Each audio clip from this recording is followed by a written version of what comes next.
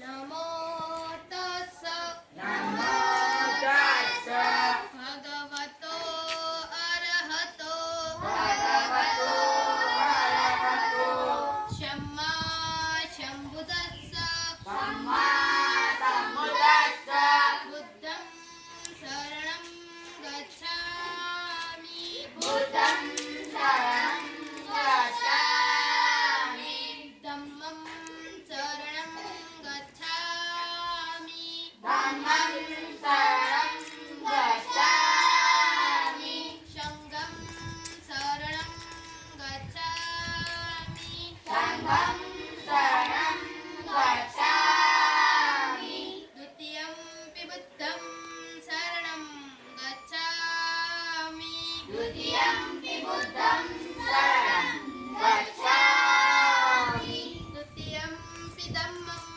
शरणं गच्छामि तृतीयंपि धम्मं शरणं गच्छामि तृतीयंपि संघं शरणं गच्छामि द्वितीयंपि संघं शरणं गच्छामि तृतीयंपि बुद्धं शरणं गच्छामि तृतीयंपि बुद्धं शरणं गच्छामि तृतीयंपि धम्मं शरणं गच्छामि तृतीयंपि धम्मं शरणं गच्छामि तृतीयंपि संघं शरणं गच्छामि तृतीयंपि संघं शरणं गच्छामि पाणातिपाता वेरमणि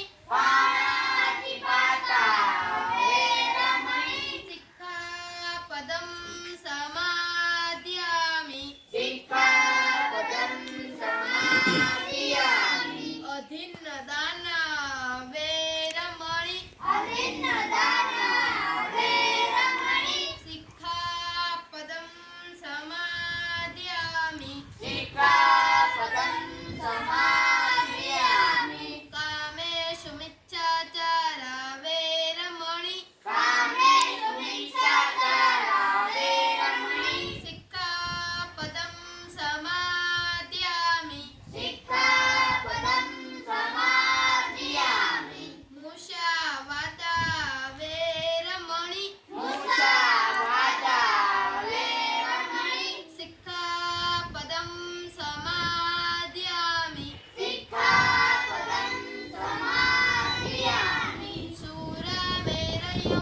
शूरमेरयमध्यपमाटिठाण वेरमणि शूरमेरयमध्यप्रमाणदाना वेरमणि सिक्खापदं समादयामि सिक्खापदं समादयामि सब्बपापस्य करणं सर्वपापस्य करणं कुशलस्य उपसम्पदा कुशलस्य उपसम्पदा सचित्तपर्योदपणं सचित्तपर्योदपणम् एतन् बुद्धानुशासनम् एतन् बुद्धानुशासनं साधु साधु साधु साधु साधु साधु જય ભીમના મહોદય મારા ધ્રુવી છે હું બેમાં અભ્યાસ કરું છું જય ભીમના મહોદય નાના વાદ્યાજીમાં કે હું ધોરણ બેમાં અભ્યાસ કરું છું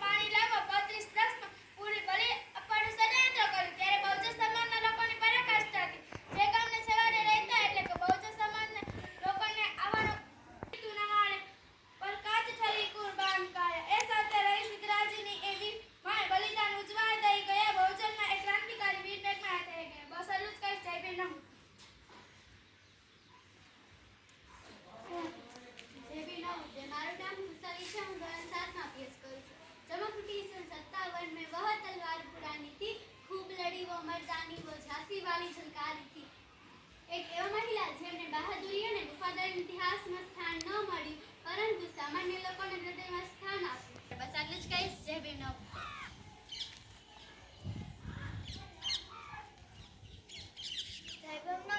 આજે હું તમને ત્યાગ બેલકર અને કરુણાની મૂર્તિ માતા રમાબાઈ વિશે થોડું જણાવીશ. જન્મ તો સૌનો થાય છે, પણ જીવનમાં સંઘર્ષ અને સમર્પણ બાદ જ પ્રતિભા નિખસતી હોય છે. એવી જ એક પ્રતિભા એટલે માતા રમાબાઈ. આહિર સાહેબના હુલામણા નામે જણાતા માતા રમાબાઈનો જન્મ મહારાષ્ટ્ર રાજ્ય દાયોલી નજીક આવેલા વણંદ ગામમાં તારીખ 7 ફેબ્રુઆરી 1898ના રોજ થયો હતો. તેમનું બાળપણનું નામ રામી હતું.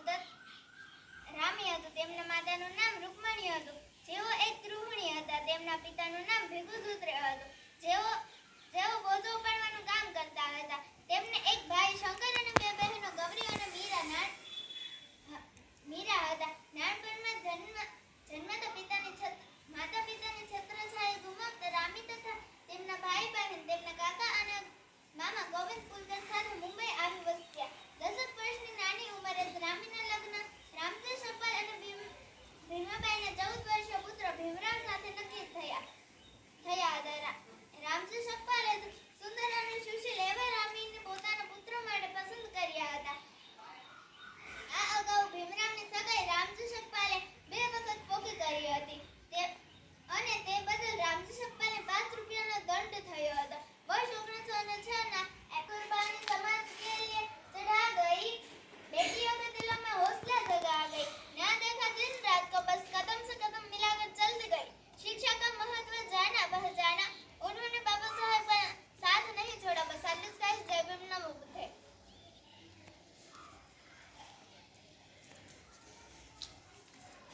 જય ભીમ. નમો બુદ્ધાય. મારું નામ પરમા પૂજા બળદેવ છે. હું ધોરણ 7માં અભ્યાસ કરું છું.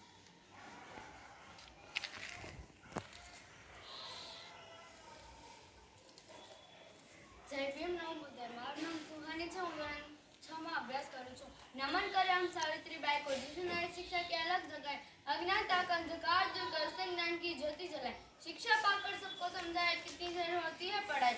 रूढ़िवादी परंपराओं को तोड़कर उनके खिलाफ आवाज उठाई. देश के लिए अच्छे काम करके वो महान समाज सेविका कहलाए. स्त्री अधिकारों के लिए लड़ना सिखाया और क्रांति ज्योति माता सावित्रीबाई फूले कहलाए. આજે હું તમને એવી સ્ત્રી વિશે જણાવવા જઈ રહી છું જેને જ્ઞાનની દેવી અને રાષ્ટ્રમાતા કહેવામાં આવે તે કંઈ ખોટું નથી. આદર્શમાં જ્ઞાનની દેવી સરસ્વતીને માનવામાં આવે છે, પણ તે સરાસર ખોટું છે. જો કોઈને જ્ઞાનની દેવીનું બિરુદ મળવું જોઈએ તો એ માતા સાવિત્રીબાઈ ફૂલે છે. માતા સાવિત્રીબાઈ ફૂલેનો જન્મ 3 જાન્યુઆરી 1831ના રોજ મહારાષ્ટ્રમાં એક શુદ્ધ ગણાતી માળી જાતિમાં થયો હતો. તેમની માતાનું નામ લક્ષ્મીબાઈ અને પિતાનું નામ ખાંડોજી નેવેશી પાટીલ હતું. તેમના પિતા પોતાના પરંપરાગત વ્યવસાય દીકરાનો અભ્યાસ કરાવવા જતા લોકો તેના પર કાદવ, કીચડ, છાટ વગેરે જો મારો કરતાડી પણ લઈને જતા હતા. ત્યાં જઈને ખરાબ થયેલી સાડી ધોઈ સૂકવી સાડી પહેરી દીકરીઓનો અભ્યાસ કરાવતા હતા. कब तक ये चूल्हे चौके में बसे रहोगे? अब तो थोड़ा आगे बढ़ो, शिक्षित बनो और संघर्ष करो. એ સમયમાં જે કાર્ય કોઈ ન કરી શકે માતા સાવિત્રીબાઈ ફૂલે કરી બતાવ્યું અને ભારતના પ્રથમ મહિલા શિક્ષિકા બન્યા. બસ એટલું જ કહીશ. જય ભીમ. નમો બુદ્ધાય.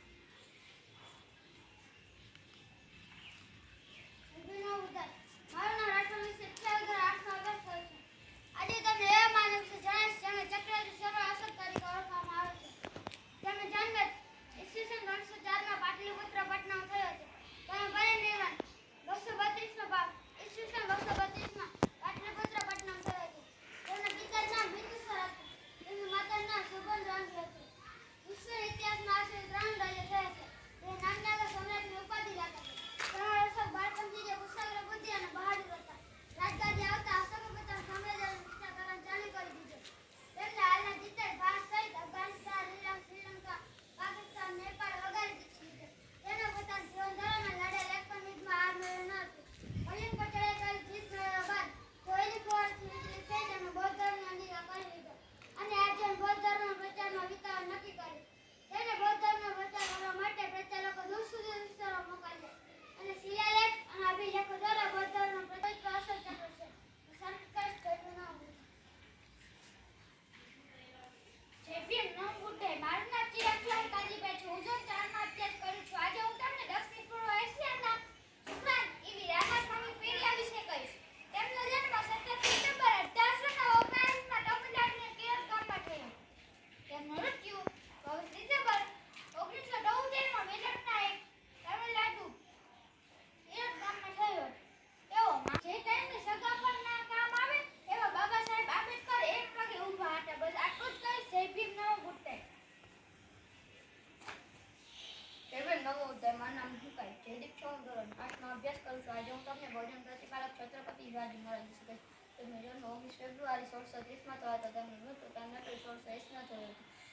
આવતીકાલે છત્રપતિ જેવા બીમાર જય ભીમ નવ બુદ્ધાય. આજે હું તમને કેવા મહાનાયક વિશે જણાવવા જઈ છું જેણે બાપ સાહેબ જેવા સંગઠન અને બહુજન સમાજ પાર્ટીની સ્થાપના કરી. તેવા માન્યવર કાશીરામ સાહેબનો જન્મ 15 માર્ચ 1935 રોજ પંજાબના લવરાપુર ગામમાં થયો હતો. તેનું મૃત્યુ 9 ઓક્ટોબર 2006 નવી દિલ્હીમાં થયો હતો. તેઓ ભારતીય રાજનીતિક અને સમાજ સુધારક હતા. તેઓએ દલિતો, પછાતો અને લઘુમતીઓના રાજકીય એકીકરણ માટે આજીવન સંઘર્ષ કર્યો. તેઓએ ગીતાથી બંધાયેલ ઉત્તર પ્રદેશ રાજા એવી ફટકારી કે ત્યાંના માણસો ચોંકી ગયા અને જોયું કે દલિત અને સામાન્ય માણસ પોતાના બળ ઉપર કેટલું કરી શકે છે. ડોક્ટર આંબેડકર કહીને ગયા છે કે કાશીરામ સાહેબ બનવું એટલે કે નીવની ઈંટ બનવી. કાશીરામ સાહેબ કહીને ગયા છે કે જિસકી જીતની સંખ્યા વારી ઉસકી હિસ્સેદારી. જ્યારે તેઓ સમગ્ર ભારતનો પ્રવાસ સાયકલ પર કરી રહ્યો હોય છે ત્યારે તેમની સાયકલમાં બે ડબ્બા લટકાડી હોય છે. તેમાં લખ્યું છે વોટ આપો અથવા નોટ આપો. જ્યારે હાથી બેસી જાય છે ત્યારે તેને સૂયો મારીને ઊભો કરવામાં આવે છે. આ સમાજ પણ એવી છે જેને આપણે ઊભી કરવાની છે. અમારું છેલ્લું અને આખરી વાક્ય જેને જવાનીમાં ચમચાગીરી લટ લાગી જાય છે અને આખી ઉંમર દલાલીમાં નીકળી જાય છે. હાર્દિક હાર્દિક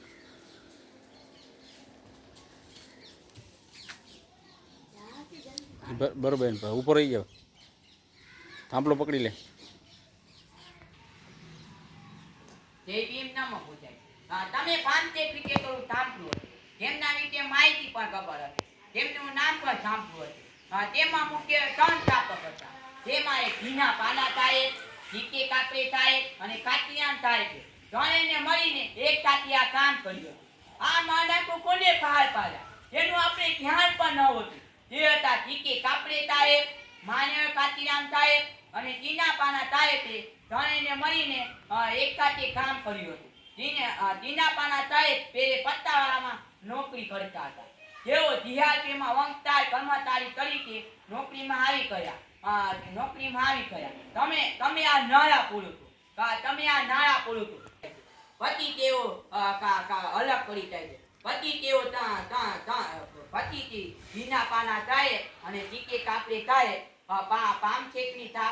પામચેકને આગળ વધારવાનું કામ કરે છે અને કાતિરામ સાહેબ બહુતા તમા પાર્ટીની સ્થાપના કરી હતી હોય છે. પછી જીકે કાપરે સાહેબ, કાતિરામ સાહેબ, જીનાપાના સાહેબનો જીવન સુધી સાથ રહ્યો હતો. તે ટીમ નમો બુદ્ધાય.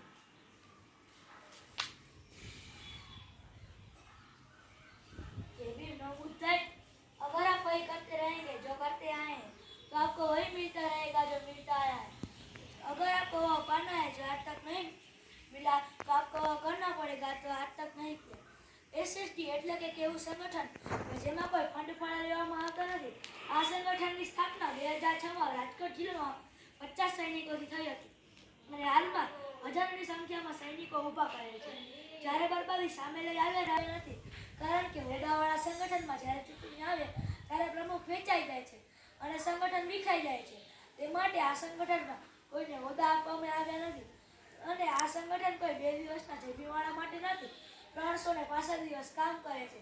આ સંગઠનના સૈનિકો દરેક જિલ્લે 14 એપ્રિલ અને 6 ડિસેમ્બરના કાર્યક્રમ આપે છે. તેમાં મહારેલી, મહાસભા અને મહાસલામીનો પણ કાર્યક્રમ હોય છે અને એસએસટીમાં એક ડ્રેસ નક્કી કરેલ છે. ગ્રીન કપડા સાથે વ્હાઇટ બેલ્ટ અને બ્લેક શૂઝ અને હાથમાં લાકડી અને એસએસટીના લોગાવાળી કેપ.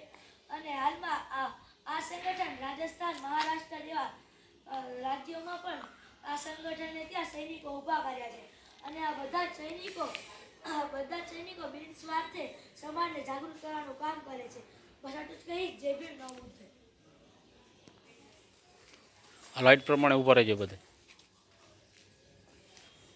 एक साथ सावधान होंगे, सावधान होंगे, सावधान, विश्राम, सावधान.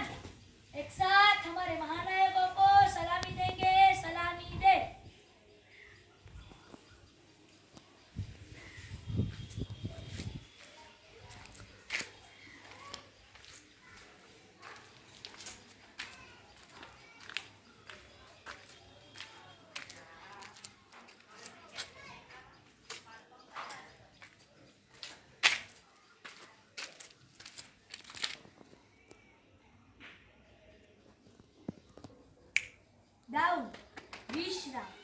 જય